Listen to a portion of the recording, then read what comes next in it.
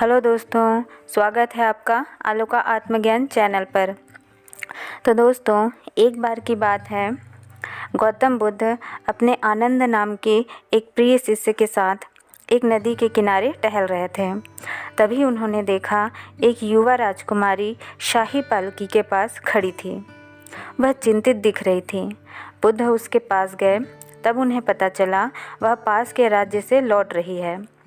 यह यात्रा थका देने वाला था, इसलिए पालकी को ढोने वाले सेवक थक गए थे। राजकुमारी को आगे ले जाने उनके बस से बाहर हो जा रहा था, लेकिन राजकुमारी को किसी खास अवसर के लिए महल जल्दी पहुंचना था, इसलिए राजकुमारी बहुत चिंतित हो रही थी। बुद्ध ने फैसला लिया, वह राजकुमारी को मदद का प्रस्ताव देंगे। इस प्रस्ताव से राजकुमारी की परेशानी थोड़ी कम हुई। बुद्ध ने राजकुमारी को पालकी में बैठाया और अपने शिष्य आनंद के साथ पालकी को काफ़ी दूर तक ले गए। बुद्ध की इस उदारता से सेवकों को भी खुद को तरोताज़ा करने का मौका मिल गया। जब सेवकों की थकान दूर हो गई, तब उन्होंने राजकुमारी को महल पहुंचाने का भार अपने कंधों पर वापस ले लिया। इस तरह बुद्ध और शिष्य आनंद का राजकुमारी को अलविदा कहने का समय आ गया। दोनों ने बड़े ही आदर के साथ प्रणाम कहा और अपने रास्ते चल पड़े।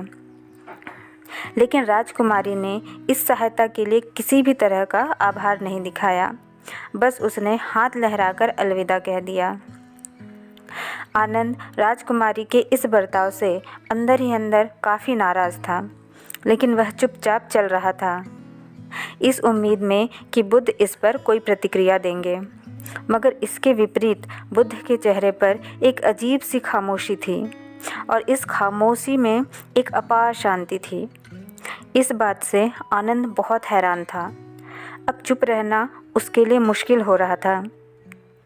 उसने नाराज़गी भरे लहजे में कहा, वह हमारी सहायता के लिए थोड़ा तो आभार व्यक्त कर सकती थी। क्या आपको नहीं लगता उस राजकुमारी को शिष्टाचार सिखाने की ज़रूरत है? बुद्ध धीरे से मुस्कुराकर बोले, आनंद, किसी चीज़ से बहुत ज़्यादा उम्मीद लगा लेना हमारी निराशा का कारण बन जाता है। आनंद को यकीन नहीं हुआ कि बुद्ध ऐसा कैसे बोल सकते हैं। उसने कहा, हम उसे इतनी दूर तक ले गए, कम से कम वह मुस्कुराकर अलविदा तो कह सकती थी। क्या एक मुस्कान भी उसके लिए बहुत कीमती थी? बुद्ध, मुझे सच में बहुत गुस्सा आ रहा है। आखिरकार हम उसे ढोकर इतनी दूर तक ले गए थे।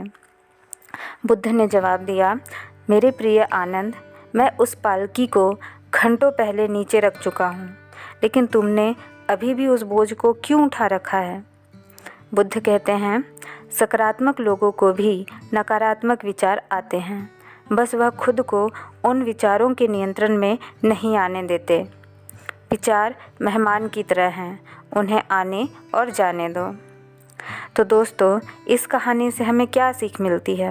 इस कहानी से हमें यह सीखने को मिलता है कि किसी भी चीज़ से बहुत ज़्यादा उम्मीद लगा लेना हमें नकारात्मक सोच की ओर ले जाता है।